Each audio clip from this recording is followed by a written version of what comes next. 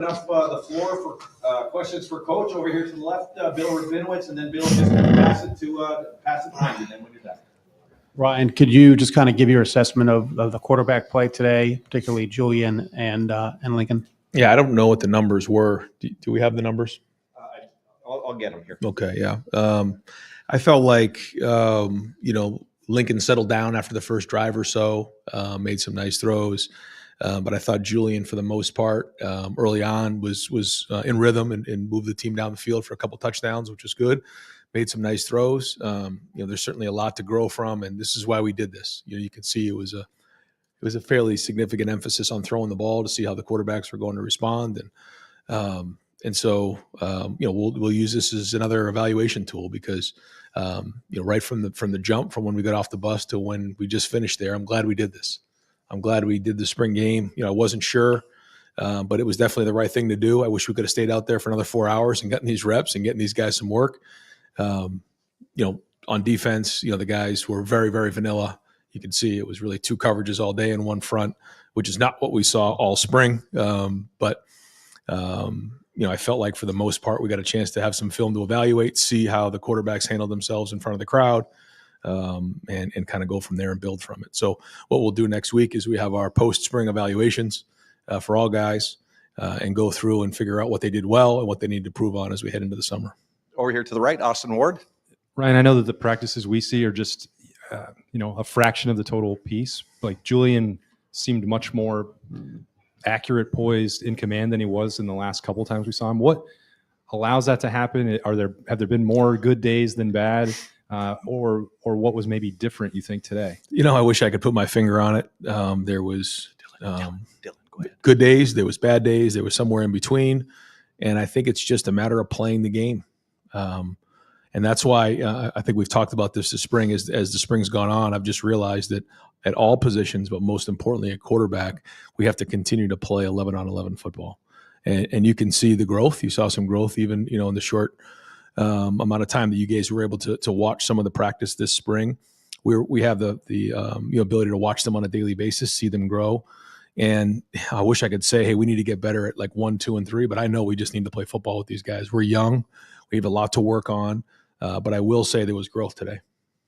I'm going to just read these off unofficially. Lincoln, 12 of 18, 158, 2 TDs. Julian, 17 of 24, 175, 1 TD. And Tavian, 11 for 15, 116, 1 TD. Cameron Teague Robinson, The Athletic.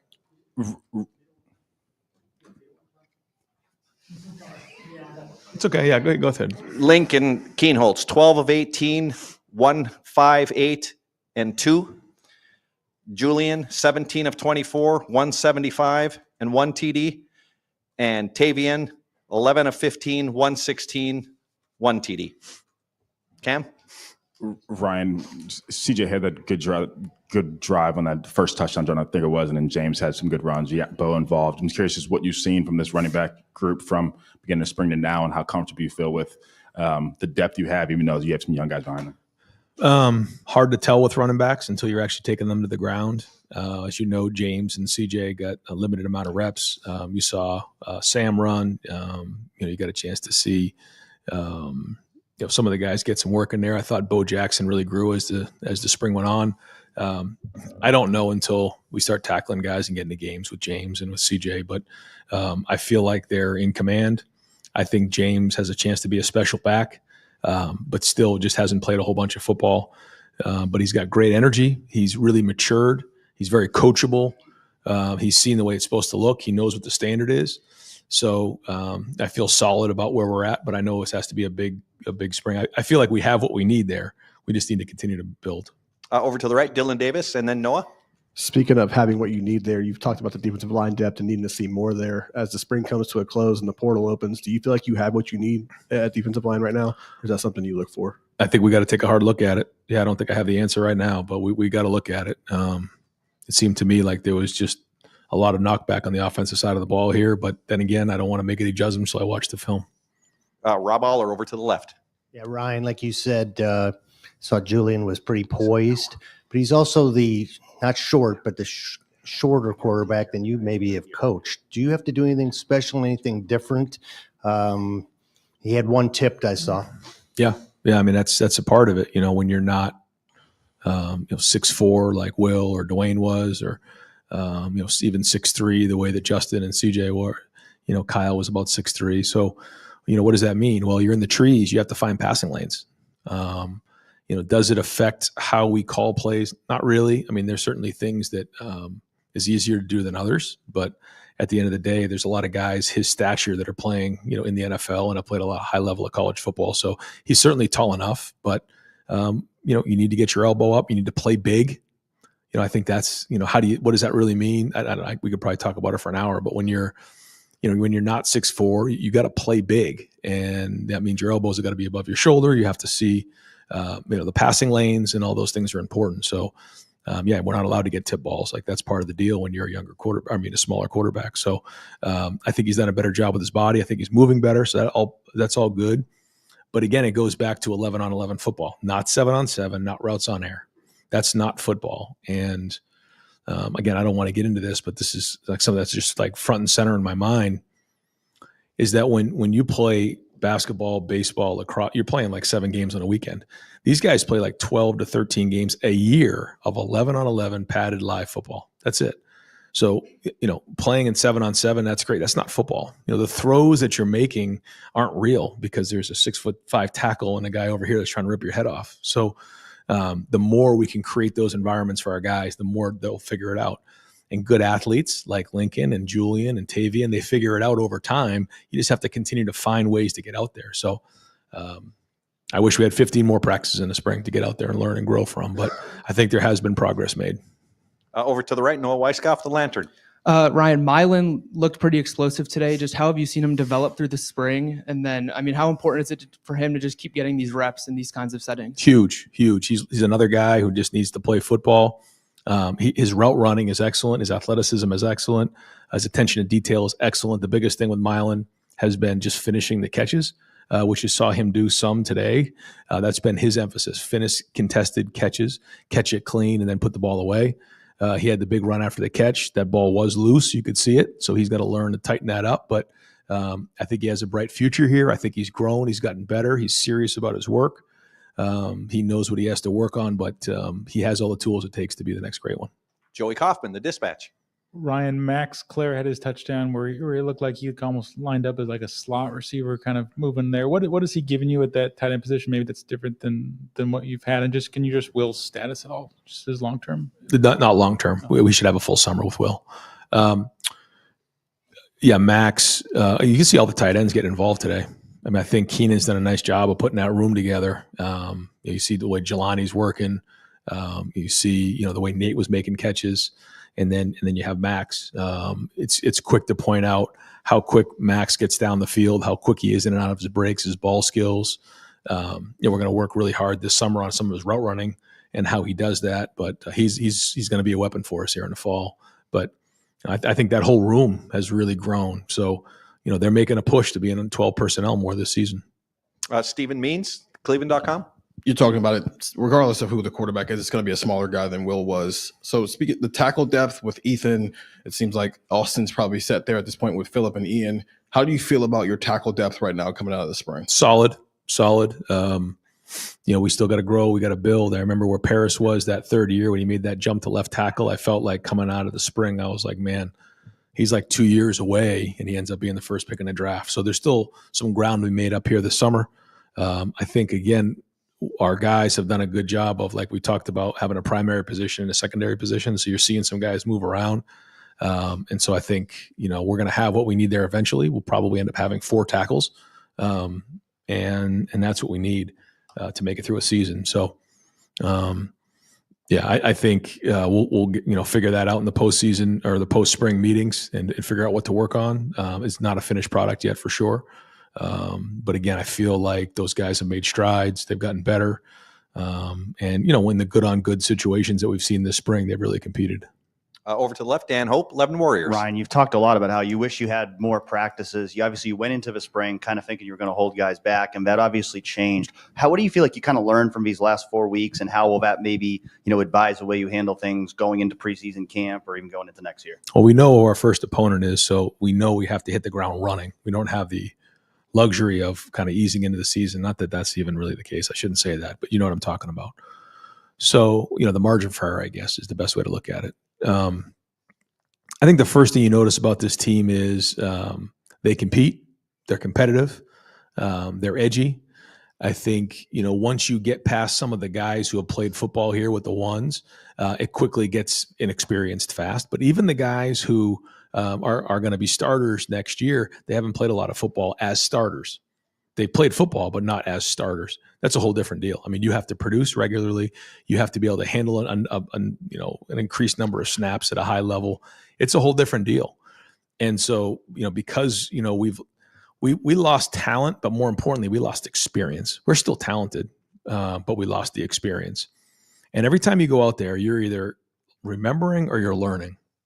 We have a lot of guys learning right now. We do. And so we got to just accelerate that learning process and, figure out what that plan is here this summer and how we do that. And our off-season program still got to be, as hard as ever. And then as we get into preseason, we got to do a great job of making sure, again, we're creating as many game situations as possible.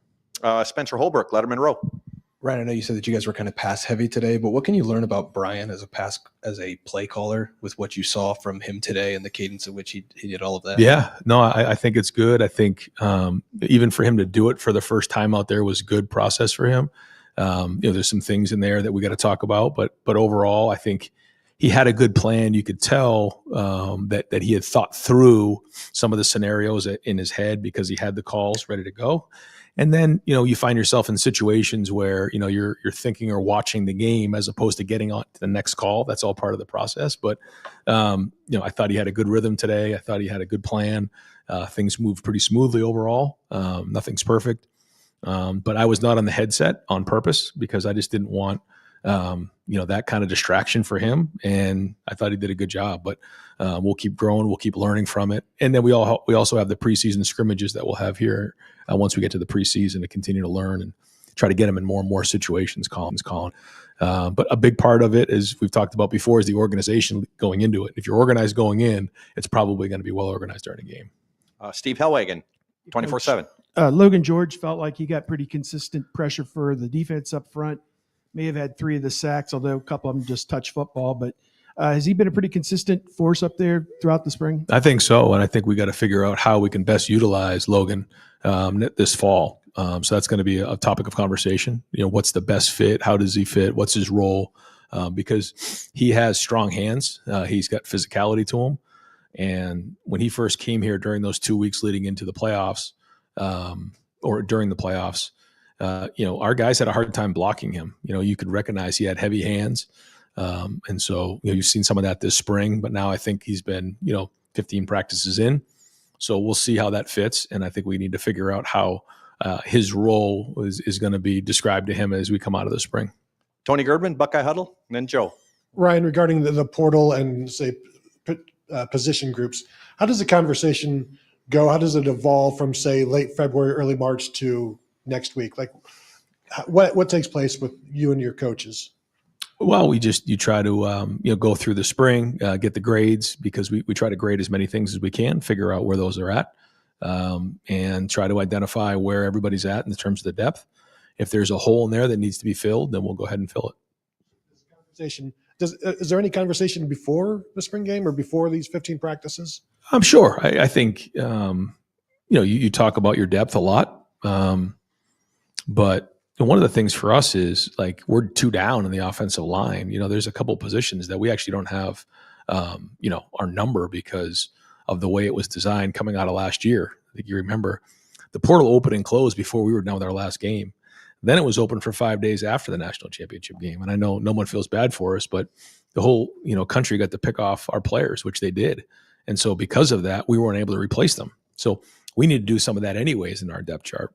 Knowing that it looks like this summer we're going to have to get to 105, which is a whole nother conversation. Go ahead. Coach, you talked about your offensive tackles. What about your interior line, guys like Luke Montgomery? What's your assessment on Luke so far? I didn't watch the interiors much. We got a lot of double teams because of the style of defense that we're seeing today. So those guys had to take on a lot of double teams. But I thought we got to the second level pretty well. I think Tyler and Marcus and Charlie, those guys, all three of them have done a great job. It's the first time we ever had like three guys involved with the offensive line. Because of the new rule with unlimited coaches, it's allowed them to attack that room. And when you think about 5 guys on the field at once, almost 20 guys in a room, it makes sense. And I think that they feel like they're getting better. The guys who returned, Luke and Carson and Tegra and those guys, I think they're feeling more and more comfortable with what we're doing. Again, we'll have to assess all that and figure out exactly what the evaluation is. That'll all be explained to them during the post spring. But good to have guys that have played, and they obviously played good enough for winning a national championship last year. So that's good, but that's not our expectations. Our expectations that these guys are All-Americans and first rounders. So that's why they're here, and that's what they want to be. Got time for just a couple more. Joe Reedy, Associated Press, and then Tim. Ryan, considering depth issues with the defensive line and what you were able to play today, how much was Matt able to install what he wants to do during these practices? And where do you think, in terms of install, you are going into the fall? Yeah, we put a lot in. He's put a lot in. He and Tim Walton worked hard to figure out, what would fit our guys. So we've been seeing a lot of different defenses today. We did not do that. So I think a lot of our install is in. So I feel decent about that. And so, but I think, for our guys, they also have to understand that, the goal isn't for the coaches to call us into the right defense. If we're good and dominant, you should just be able to play, a couple defenses and play a couple coverages at Ohio State and win with technique. So that's sort of the message coming out of the spring. But I feel like we have a good portion of our install done in, but there's certainly things we'll add this preseason. And final questions, Tim May.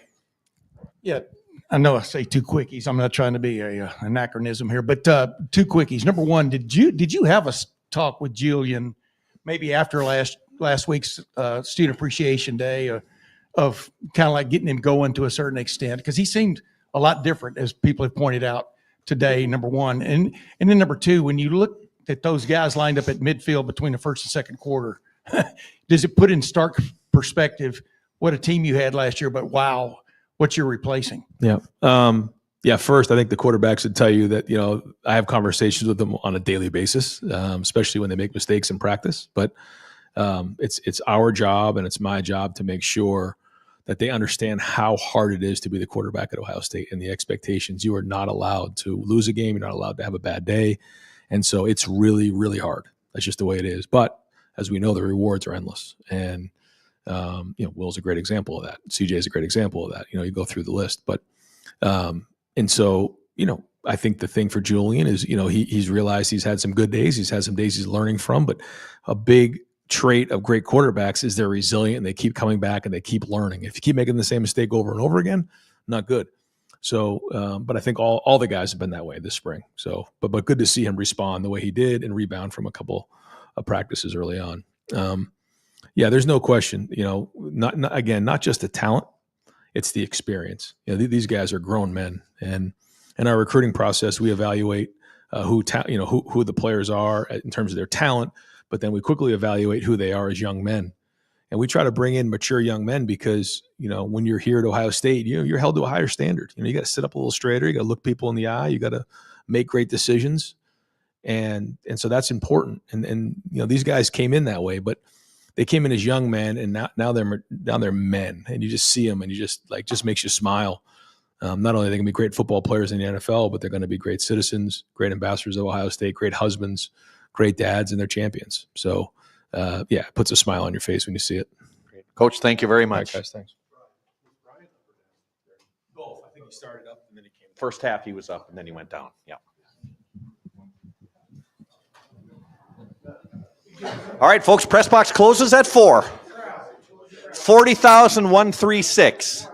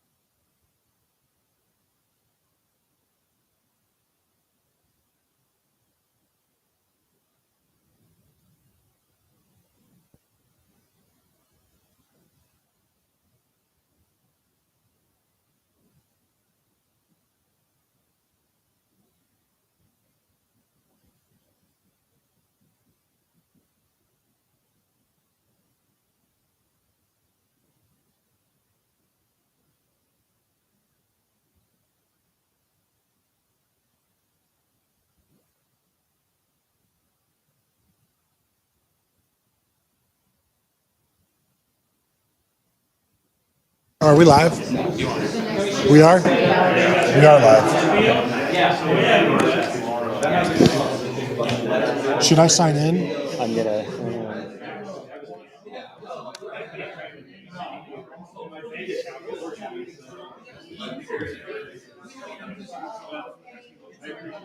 I'm going to enter the studio.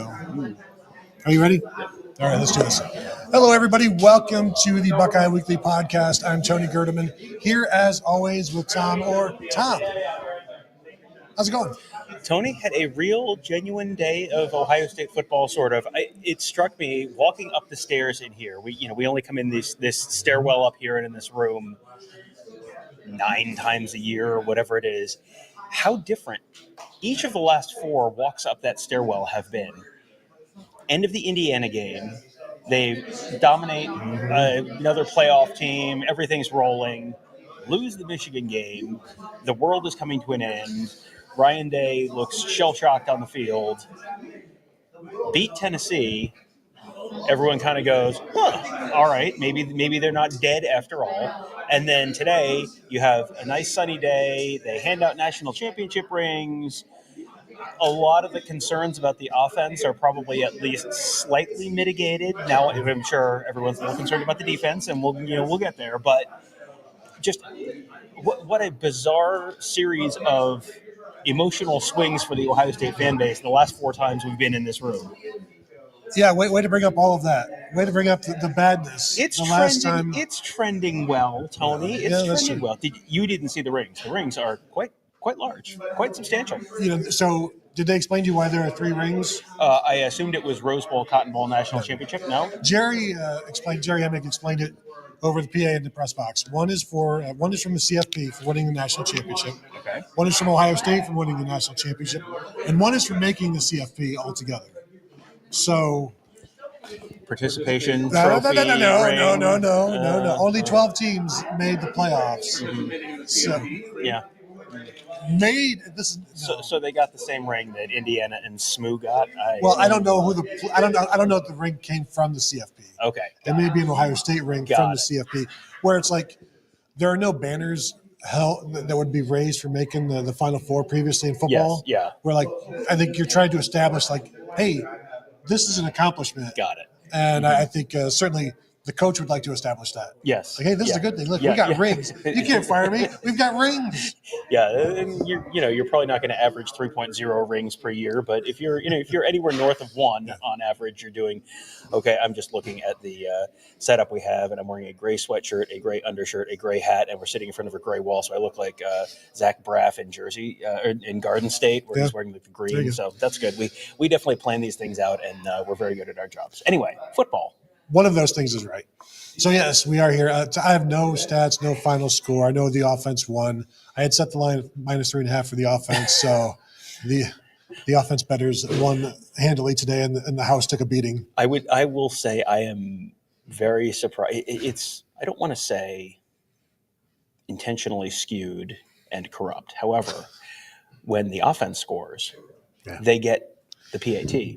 When the defense scores, Fahim Delane runs back a touchdown, an interception for a touchdown. Do they get the PAT? No, they don't. Tony, is the system rigged? Well, he got stopped at the 10. But they gave him 6 points. Yes, because it was an interception and a stop. And here's another thing, Tom. You're supposed to get 1 point for a punt, for forcing a punt. 3 and out, you force a punt, you still only get the 3 points from the 3 and out. So it is skewed offensively. They didn't give him a pick 6 on that? No, he stopped him at the 10. He was tackled handily by a random offensive player. But overall, I think what I'm coming out of this with is going into this, it has been maybe a year since we saw Julian Sand look like people talk about him. Mm-hmm. And that was early in spring last year when you see some moments, you're like, oh, okay, I get it. Because the way he would climb into the pocket and he'd release and things like that. This was the best I've seen him probably ever. And he was consistent, and even a handful of his incompletions. One was Quincy Porter fell down. Another one, Max LeBlanc dropped a pass on a good read where he was getting pressured right up the middle, so he got it out to the tight end, and Max LeBlanc dropped it over on the sideline. Another one deep to Mylan Graham that Lorenzo Styles broke up, and it was perfect pass. It's just really good defense. So overall, I thought Julian Sand played really well. I think Jerry said he was 17 of 24 for 160 some yards, 150 some yards, and the one touchdown. But he led them on their first 3 touchdown drives of the day, and Lincoln didn't lead him on any drives until the second half, and he came back and had some touchdowns. But I was impressed with Julian Sayin. I think this is one of those performances, and it's not like Lincoln Kienholz was bad, but he started out slowly, finished well. So, that's kind of the story of the entire spring for these quarterbacks. Well, it feels like every time we are in a practice, you have one opinion 45 minutes in, and it's like, well, clearly this is the guy who's having a better day. And then you wait another 45 minutes, and then the story swings. And the first half of this game, it was like, well, we're going to have a whole bunch of people after the game yelling at us that we've been making it all up, and that, of course, Julian Sands can be the starter, and this isn't even close. And then in the second half, you saw Lincoln Kienholz look like we saw Lincoln Kienholz look like on Friday.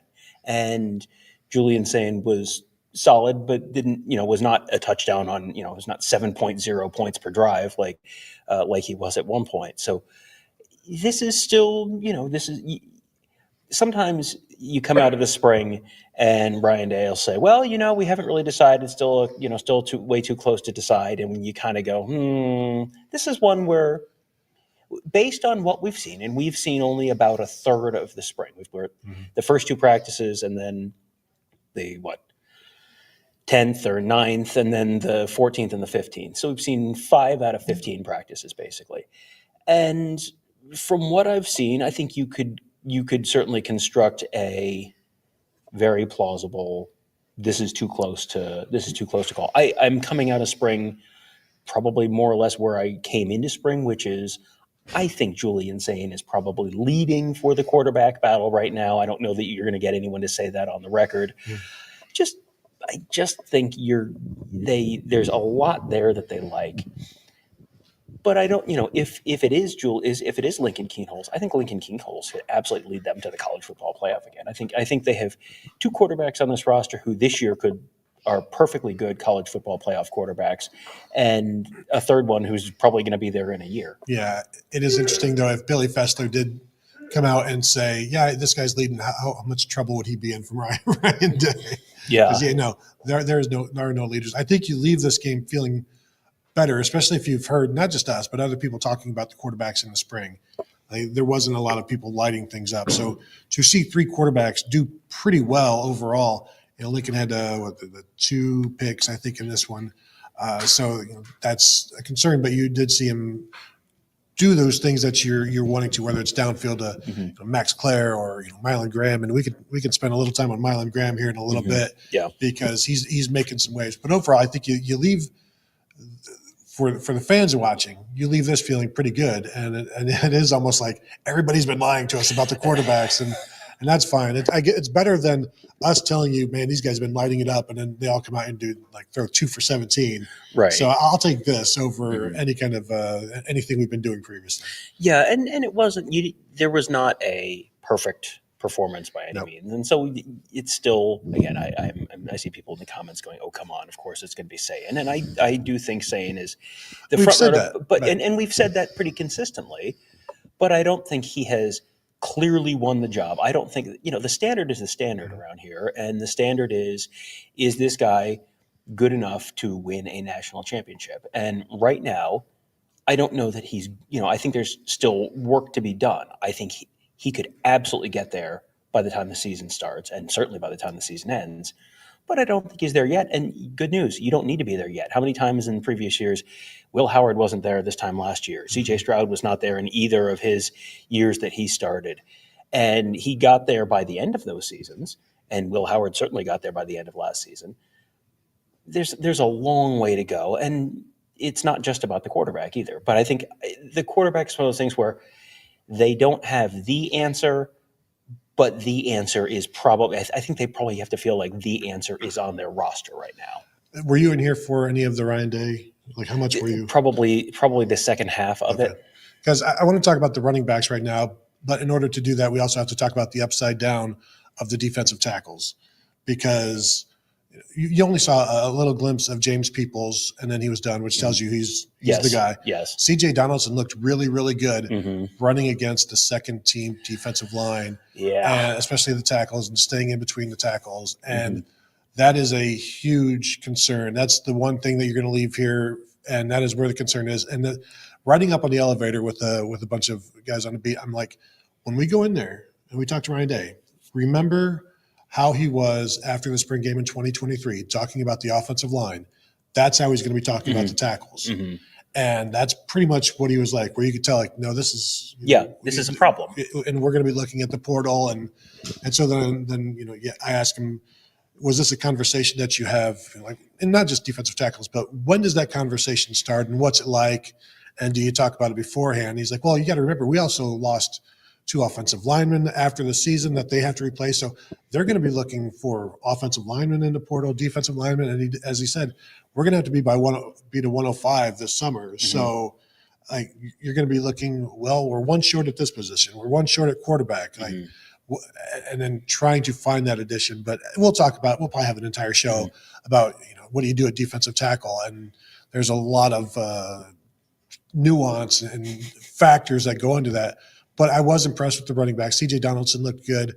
Bo Jackson, I don't know if he went over your 34 yards rushing. Well, he had a 20-yarder, and believe me, friends, I was very, very almost not at all on social media or texting or anything, just because everything is so fast-paced in this game that I'm just running back and forth and all that stuff.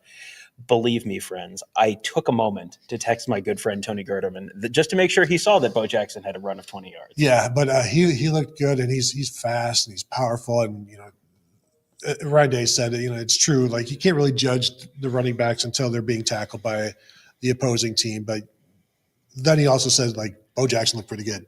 Oh, yeah. So well, everybody acknowledges Bo Jackson is pretty special. There are just the freshmen every year where you kind of go, all right, like, this guy's going to be a dude at some point, and maybe not. He may not be that against Texas this year. He may or may not be that by October or November this year. A year from now, if this is James Peoples and Bo Jackson, oh boy, does Ohio State have a running back duo. I think you're having the same kinds of conversations we had this time last year about the running back duo. There's a long way to go. There's a lot of the really unsexy stuff that you've got to do to get from here to there. And we talk all the time about blitz pickup and pass pro and ball security and all that kind of stuff. He caught the ball well. He did. He caught the ball well. You saw today, I think, a little bit of what we've seen, just those little flashes of burst, strength to move the pile. There's just there's it. You can see it, and you can see it with Bo Jackson, and we've seen it enough every time that I think it's been every really about every. I mean, the first 2 times we saw were the first 2 days of practice, and okay. The last 3 times we've been in there in the last week, it's been you have noticed him. You have really noticed him, and as a true freshman, if you're consistently doing that, that tells me there's there is some there. So, and Sam Williams-Dixon had his second good spring game in a row. Tom, do you know what I'm calling him now?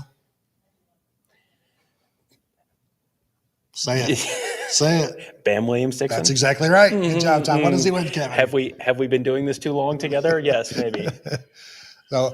Hey, speaking of great nicknames, how about the PA guy? Did you hear after the last field goal, the PA guy goes, Jaden field goal with the kick. It's like, man, that is a tremendous Trademark nickname. that one. Yes, yeah, that's tremendous. But he's been very good all spring long as well, Jaden Fielding. Yeah, that's one where that was a big concern coming out of last year, and there was enough grumbling throughout the course of the season with the kickoffs out of bounds, and then missing some kickoffs and missing some field goals, and I still don't think he's made one over 50 in his career. And there was a lot of grumbling that Ohio State should have a better kicker than this, and I think that's fair. But I think he mentioned, like, he was a little banged up last year, and this spring he's been really good and really consistent. And they have put him in spots where at practice on Friday, they had him kick a sequence of field goals, and it was the whole team has to do up downs if you miss this field goal. So that's about as much pressure as you're going to get, because you're not the biggest dude on the team, and you don't want the whole team angry at you. And he drilled both of the ones there, and he was perfect on the day today. So I think that's one where you can at least kind of slide that off to the side in terms of, like, potential areas of concern this year. And I don't know, you guys can go ahead and throw it in the comments if you guys know, if Mylan Graham went over 100 yards today, because he had to be pretty close, because I think his touchdown was from 40-something, 49 yards, I believe, and that wasn't his only catch. But you can just see what the catch and the run, there's some Chris Olave, Garrett Wilson to his game, where he's snatching the ball now, and that's been one of the things that they've been working on, is just going, getting the ball, holding on to the ball, being strong with it,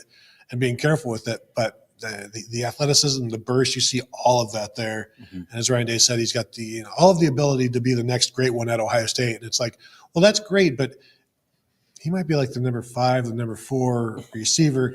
And the thing is, because we just assume that it's Jeremiah Smith and Carnell Tate and Brandon Innes, and then there's Bryson Rogers, and then Mylan Graham. But he has made more plays than I think any of the receivers that I've seen this spring and all of the practices. Now, is that because he's going against the twos at times? Yeah. Perhaps. Yeah. But and is he better than Jeremiah Smith? No. Is he better than Carnell Tate? No. But he's just consistently making plays, and that's a guy that you have to find room for and snaps for, which lends me to believe that there is going to be a larger rotation this year, because how do you keep that guy off the field? And not just, how do you keep him from playing 15 or 20 snaps a game? Like that sort of thing, because he can make plays. He can help your quarterbacks. And he didn't get in the game this time, or he didn't get in the game today. That kind of seems like you're wasting him.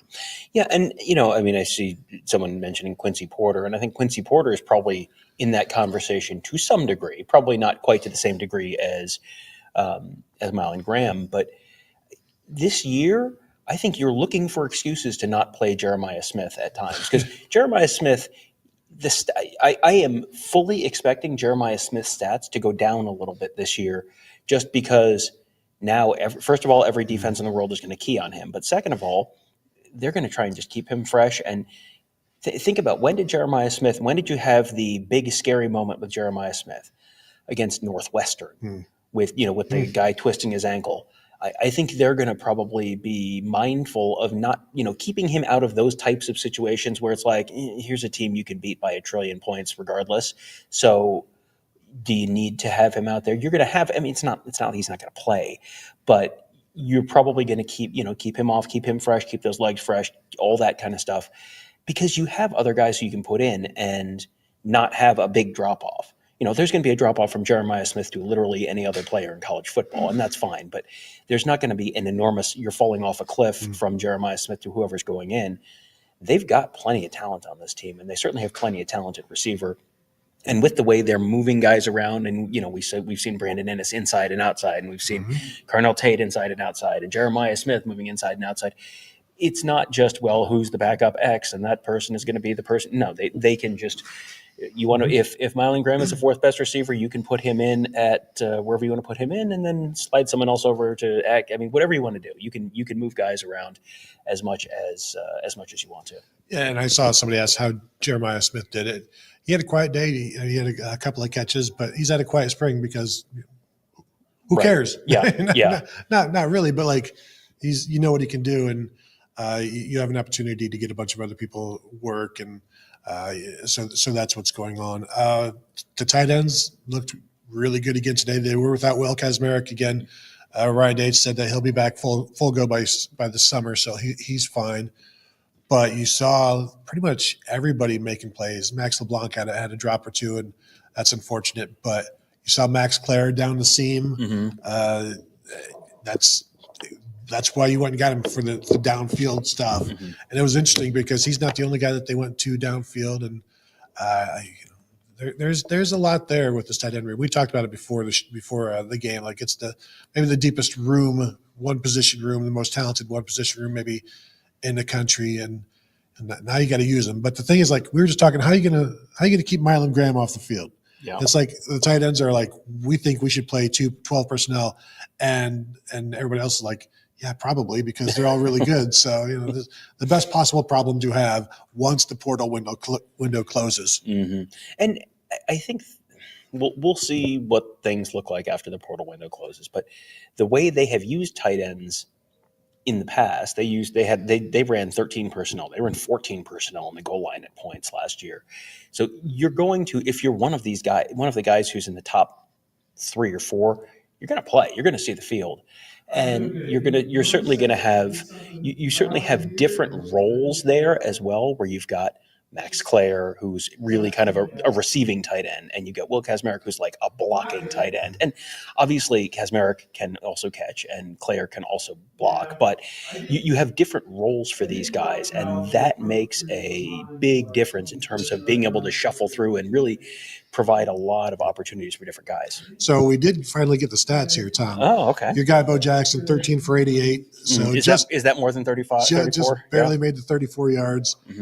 Sam Williams-Dixon, another 11 for 64. But yeah, James Peoples, 2 for 6. That tells you pretty much all you need to know. And then C.J. Donaldson, 4 for 35. Again, those are your top 2 guys right now.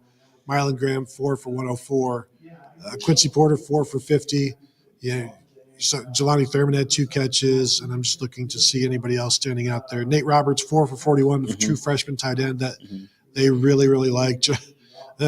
Jeremiah Smith, 4 for 19. And that 5 yards a catch isn't going to get it done. That's not exactly 5 yards a catch, a little short of 5 yards a catch. So, yeah, is it time to panic? Listen, maybe. Maybe. It's not time to panic. Sam Williams-Dixon. Now, to be clear, Jeremiah Smith did have 4 catches on 2 targets, which is pretty good. So that's a good point. All stats are unofficial. Yes, unofficial, very much so. Don't hold these against us. And Max Clare, 2 for 28 with that touchdown. So overall, here's the total quarterback stats: 40 for 57 for 449 yards, 4 touchdowns, 2 interceptions, 4 sacks. This defense. Yeah, so I'm trying to decide what adjustment we need to apply to that, because you normally would say divide it by 2, except it's a shorter game, so it's like divide it by. But they're also throwing a lot more than they normally would, so maybe just divide it by 2. Yeah, so you're 20 for 28 for 275 yards and a couple touchdowns and a pick. I mean, that's not great, but it's not terrible. And some of these sacks would never happen, so maybe increase the passing numbers. But overall, all of the quarterbacks completed a good percentage of their passes, which I think is something that you have to be happy about. Well, and it's very unusual for this time of year. So how many years have we been at the spring game and the quarterbacks are completing 37% of their passes, and it's everyone is below 43%, and you go, oh boy, and that's sort of the baseline expectation for this time of year. And you didn't have that. Now, Ryan Day also talked during the press conference about the fact that, they've done a bunch of install on defense this spring. They didn't run most of it. They kept it very vanilla. So, I think we're also at a point where it is probably not yet time to crack each other's heads open and feast on the goo inside because of the defense and the way the offense went up and down the field. To me, I look at that and I go, that's good. Like, that's what this offense should look like against a defense that's keeping things basic. Even a talented one that's keeping things relatively basic. That, I think, is good news more so than, they kept it basic, but the offense, oh boy, the offense is, Yeah, really we don't have any defensive stats, but I know Logan George was having his way with the line. I guess C.J. Hicks was doing well against Phillip Daniels in there as well, but once they get past Edric Houston and Caden McDonald, there is a huge concern, because that's when the offense is just moving right down the field repeatedly. So that's going to be something that they have to address. Linebackers, Peyton Pierce had a couple of good plays. Riley Pettyjohn chasing somebody down for like a 4-yard loss. I think it was a toss out to Sam Williams-Dixon, and he chased him down to the sideline, and that was a good one. Overall, any thoughts on the front 7 that we saw today? Well, my biggest thought was watching C.J. Donaldson rip through the second team defensive line, just right between the tackles, and it was like, well, the good news is this is the best we've seen C.J. Donaldson look. The bad news is, oh boy, and the thing is, I think at that point the offensive line would be at left guard a true freshman Jake Cook, a redshirt sophomore Josh Padilla at center, redshirt freshman Gabe Van Sickle. So it's like these guys have never played, have not played, and yet they're moving these third, fourth, fifth year guys right down the field. So that's something that they're going to have to address, and however they choose to do it or attempt to do it. Good luck there for them. Yeah, I think that I think that was an area. The interior of the defensive line was an area where we came in to the spring thinking this is an area of at least, I don't know if it's concern, but it's certainly an area that's going to be worth monitoring. I've used this analogy before, but you go to the dentist and the dentist kind of goes, we're going to keep an eye on that. And it's like, it's not a cavity yet, but like, we're going to keep it. We'll check the next time you're coming in. Well, the next dentist appointment has come in, and the dentist is still kind of frowning and is like, and there was, I think the hope was, okay, you're going to see a little bit, you're going to see some growth. And some of these guys who are in their third year, fourth year are going to, this is when the light's going to come on, and they're going to be ready to go. And you had the credentials with a lot of these guys who were pretty highly touted in terms of recruiting. And then it just, for whatever reason, it just hasn't gotten to the point that it needs to get. And now that was about as clear sometimes when coaches are talking in a press conference like this, they're saying stuff and they're talking to their team through the media. That felt like Ryan Day a little bit talking to the college football community on the whole. Hey, friends, if you're a defensive tackle with an impressive CV and you were to enter the portal, hypothetically, like you might draw some attention from the defending national champions in Columbus, Ohio. Well, and the agents certainly are aware of, that this is going on. And so as we said this morning, the bat signal has been sent out for sure. The secondary, you saw Fahim Delane with that interception. Nice return there. That was a bad throw. Aaron Scott had some nice moments in this one. We finally got to see Davis Nigmanostin get attacked a little bit. So that was good.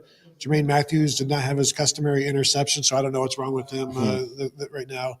But overall, I think they're still looking pretty good. Lorenzo Styles continues to look good and better than I expected, frankly, at that nickel position.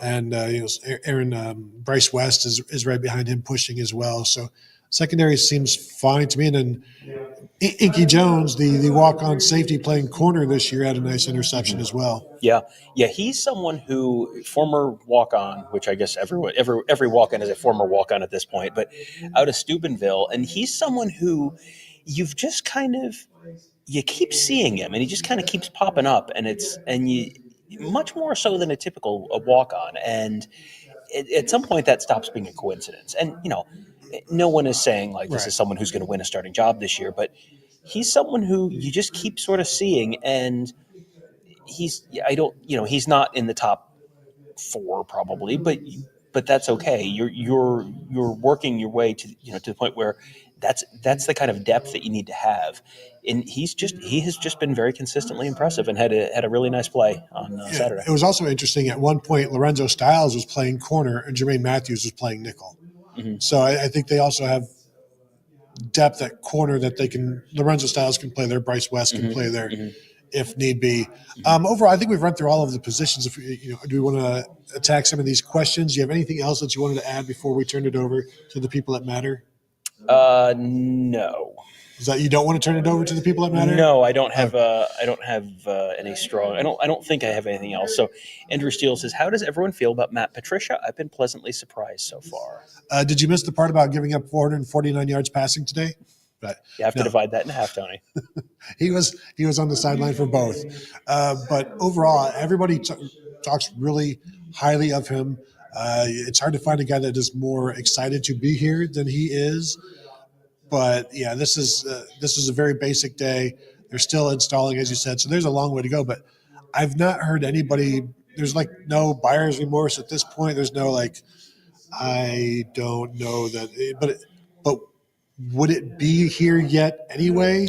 Well, I think it's hard to look at someone this time of year and go, this will never work. And I don't think there's any reason to be having anyone do that at this point. But he has been so consistently happy and upbeat in interviews that I've kind of wondered, like, we don't have enough basis to know, is he just always like this? Or is this, when you've been around a coach for a couple of years, you can kind of tell. Ryan Day at this point, we can tell how we can tell how practice has been, what practice was like based on what Ryan Day's mood is after practice. You always wonder with a new guy, is this just, well, I'm trying to put a good face on this and I'm supposed to be I was watching him out on the field, like when no one else is watching. There's not very many people out in the stadium. He's out there laughing and having fun, and I think he's really enjoying life in as a college defensive coordinator. I think he's also probably enjoying, with the Patriots, he had a lot of talent, but he didn't have, like, you can just roll the helmets out and out talent 2/3 of your schedule kind of talent on his team. This is going to be probably a first time for him. And he's got so many different pieces. You look at someone like CJ Hicks, who he's such a unique athlete and has not really been in this position. And you're starting to see it. Now, I don't have a great vantage point for a lot of this stuff. And especially for this, where I was kind of half of the time on one side of the team and half of the time on the other side of the team. But it felt like CJ Hicks there were a couple plays in a row where one of them he got called for a penalty for a hands to the face, where whoever the right tackle was Philip Daniels was like really extremely holding him, and probably I saw the flag and I'm like, he's going to get a holding call, and then he didn't, and then got a sack on the next one. You're sort of seeing it with him, I think, to a certain degree. We'll see how much that translates to the season and all that kind of stuff, but just people like him, people like Caleb Downs, you don't have that kind of an advantage in the NFL, and so that's probably a new and exciting thing for Matt Patricia. No, and one of the things that New England was able to do and was good at was grabbing players that not everybody else wanted and finding something that they did well and then utilizing them. So that's something that Matt Patricia wants to do here with players who are good enough that the other teams would like to have, but also I can do some stuff with them. People are fighting in the comments about the Michigan game, so that's great. Anyway, we have to be upset about. Wasn't that last year? Yeah, roughly, yes. Lisa says, anyone go to the game? How was the weather? We actually did go to the game, believe it or not, and it was genuinely pleasant. I had like a coat and gloves, and it was fine. It was in the sun. It was warm. It was probably in the low 50s and sunny and not very windy. It was a genuinely pleasant spring game day. I could not disagree more. I got to the press box and it was 1,000 degrees in the front row, moved up to the second row where it was 600 degrees, and moved back to the third row where it was only about 85. So you did like a sous vide basically in the third row of the press box? So you just get cooked in that place. But always glad to be there, of course. And sat in the third row today for the first time in a very long time, maybe the first time ever. Just to get out of the sun, but then also it's a rougher view. Just you can't see the scoreboard and any of that, but and really the score was the most important thing today, which is unfortunate. Signy Yog says, I actually think St. Clair has the most upside, but he's a ways away. I think I would agree with that because you heard Ryan Day after the game talking about Julian Sayin. I think, and there's a lot to like about Julian Sayin, but Julian Sayin is not the biggest quarterback in the world. He's not the traditional 6'4" pocket passer who can, easily see over your tackles, and you're not going to get passes batted down, all that kind of stuff. You heard Ryan Day talk about some of the mechanical stuff with saying that can lead to passes getting batted down. St. Clair, I think, is probably just the best. I'm going to guess the best overall athlete in terms of like size, speed, strength, everything. I think the ceiling is highest there, but he's a year away, man. This time next year, when we're sitting in here talking about the spring game, I think you might be talking about, people are very excited about Julian Sayin they may be excited about Julian Sayin, but I think they're also going to be excited about Tavian St. Clair, because when it sort of comes on for him, when the light sort of comes on for him, we have seen him grow so much in the last few years. There's so much talent there. And you see that, the strength, the understanding of the game, all of that kind of stuff has come so far, so quick. He's someone who's putting in the work. And if you put in the work at Ohio State and you have the physical tools, it does tend to happen for you, especially in that quarterback room. Next year, Ohio State's going to have their own Quinn Ewers, Arch Manning thing, where you've got the redshirt freshman that everybody wants to see, and get them out there. And you got the established starters like, but I'm here too. It's like, no, you're not. We want the young guy. Robert Howard says, my prognosis, this team will be fine. It'll be fun to watch them grow throughout the season and to see how good they can be by late October. And they're trying to be ready for Texas, which means they got to be ready right away. So they're going to be working hard towards that. But as you know, the end of the season doesn't end if you lose that. It sets the tone of where you are and where you need to be. But yeah, they're going to be as talented as just about anybody else in the country. So, and that's in August. So as they continue to get better and develop, October, November, December, like they should have as much as anybody else and more. So there's no reason that you couldn't. Don't expect a national championship. I always say don't expect it, but there's no reason that they have the same or better chance as anybody else this year, which is generally where they are. Yeah, this is a team that is going to be in the national championship conversation every season. You're not going to win it every year. I mean, you look at the wall in the stadium, and boy, there are not that many years up there. And there was 10 years between the last couple, and then 12 years before the ones between that, and then 34 years before. I think it is realistic to expect Ohio State to win the national championship about once a decade. So you got a little time when you're going to be able to coast, and they absolutely could do it again this year. 100%. They could do it again next year.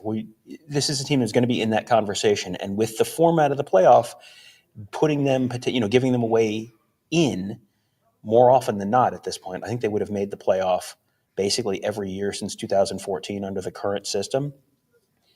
This is a team that, with as much talent as you've got, if you're in, you're one of the teams that no one wants to play. And so we'll see.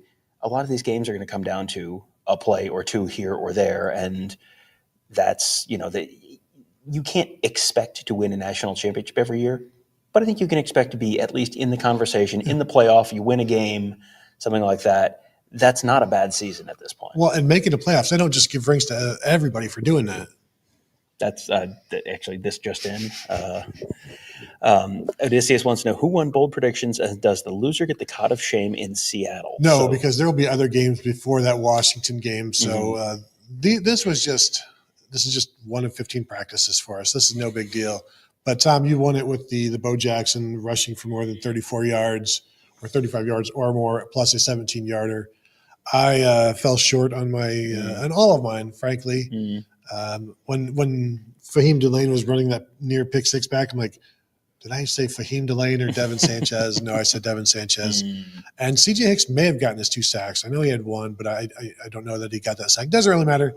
The 1 point was plenty. You did have Lincoln Kienholz. He did throw a touchdown pass to Max Clare, I believe, which would have been great if that would have been the only one for me. But no, Tom won. Congratulations. Let's move on. Next question, and please. I will remind you, we do have a trip to Big Ten Media Days. So, Tony, what happens in the cot of shame stays in the cot of shame. Here's the thing.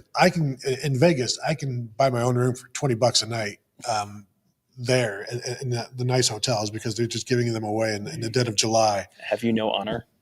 Does no, the cot of shame mean nothing to you? Do I have any honor? The spring game? Like, is this what we're talking about? Come on. Practice? Spring game? Playoff. Sig the Yog says, biggest winner today equals Mylan Graham. I frankly, I don't want to make this all about us. Right. But if you pull up the stats, who was the leading rusher? Bo Jackson? No. Let me pull him up here. Yeah, Bo Jackson, 13 for 88. Who was the leading receiver today? Mylan Graham. Tony, who were the 2 young guys who we talked about being most interested in seeing in terms of running back and wide receiver today? Those 2 guys.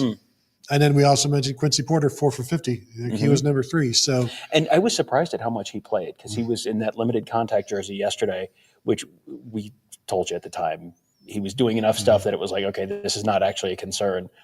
But he seemed like there was no limitation whatsoever today. Yeah. So what happened with Quincy Porter and another player fighting that's from Christian Penn? I did not see anything. That was Aaron Scott. Yeah, I think they were just he's feisty. I think they were just – it was just kind of like a blocking downfield thing. I kind of saw the end of it. I think I might have a picture of it. But, that happens so much at these practices. And it's not like, sounds like – Springfield's got a discipline problem. No, it's culture issue because he's from Springfield. See, no, it's that happens with every football team in America, high school, college. Like that's. a little bit of pushing and shoving like that. That was not a, helmet swinging guy with Ned on his jersey coming out on crutches. Like, it wasn't like that. That was like a pushing and shoving that happens at virtually every practice, especially at the end of summer camp, at the end of spring ball, where these guys have been banging into each other for 15 practices now. They're a little tired of each other, so now they get to take a little break. Final question here, I think, from Sick Neog. I would love to see Tyler Bowen in the box with Brian Hartline. Bowen was an offensive coordinator. We have 2 other O-line coaches to be out there on the field. We were talking about the same thing upstairs, where you can do this a number of ways, and you'll have experience wherever you want it. Mm-hmm. Like, do you want Tyler Bowen down on the field and then have one of the other offensive line coaches upstairs helping with the vision, or do you want, if you have Brian Hartline and Bowen both upstairs, then that's one experienced offensive coordinator and Brian Hartline, or do you want if Hartline is going to be on the field, having Tyler Bowen up in the box would be like his Kevin Wilson type of thing. But I guess Hartline was in the press box for the first half and then on the field in the second half, which is interesting that, which way did you prefer, basically? Yeah. So when we talk to him, maybe next month, we can find out what went best. But it didn't seem like either went poorly for them. No, I saw that. I have pictures of him in both places because I was really curious about that. And I thought, I wonder if this is, well, I'm going to try it both ways and see if I like one better than the other. And so you got it. The offense looked fine in both halves. Ryan Day talked about that a little bit on the postgame show and discussing, that seemed like it went relatively smoothly. And then they're going to be back in here and they're going to do this several more times during fall camp, during scrimmages, to be able to kind of get a better sense for testing all this kind of stuff out. Last year, all that conversation was about the helmet communication and all that. And that now, there were no questions about that because it's like, this is like, oh yeah. And I don't know if there's been a single question about helmet communication this spring. No, I mean, they had plenty of games to figure it out last year, and obviously it went fine. So now that's not a concern anymore. That's just that's just like, well, are you worried that they won't be able to get the down marker set? Like, no, that's a thing that's old news. Now you're figuring how that's going to work. And, this is Heartline's first time doing this, so you probably makes sense you want to try it a couple different ways.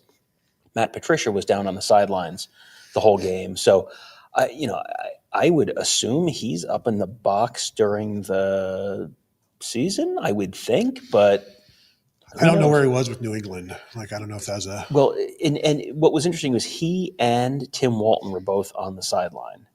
So, and I think Tyler Bowen on the sideline? I think he might have been. I believe he was. I think he might have been. So, at least when I saw him, which... Yeah. So, they had a lot of guys on the sideline. So that's not necessarily a, definitive answer on where everyone's going to be for the fall. But Hartline being up there in the first half felt like that feels like that's probably the more likely answer, but we'll see. And as New York said, being in the box means nothing if the defense is only playing 2 sets. So that's true. Yeah. We're not looking to where can we dial up the blitzes? I don't know. I need to be up in the box to get a better idea of what I'm seeing. Yeah. So no, that's not really an issue there. We're calling rock or we're calling paper. Can we call scissors? No, that's save it for the fall. Texas, you can't show scissors to Texas. I think it was last year watching like Lorenzo Styles at nickel, or maybe last year or the year before, where every play he just would just drop back. And that was it. Like he would just drop back like in intermediate. And that's that. I'm just going to be here. And if the play comes here, then that's, I'm just doing my job.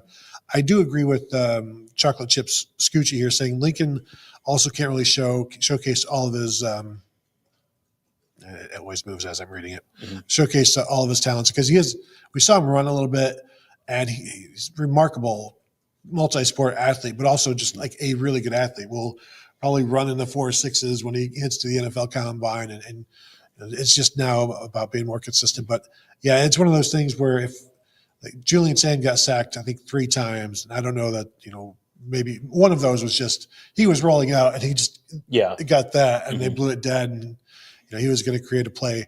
But yeah, Lincoln, he can do some things. You saw him against Missouri running for his life, doing his best to showcase all of that athleticism and all of that. Do we have anything, Tom? You got anything else? Do we have anything else that we want to touch on? Are we good? I think we're good. I think we've covered it all. Tom, what was the final score? Let's just put him on the spot. Well, did they give him a PAT for the last one? Yeah, I think they did. Did they kick it on the last touchdown? I don't think they actually kicked it. So I'm going to say it was 50-42.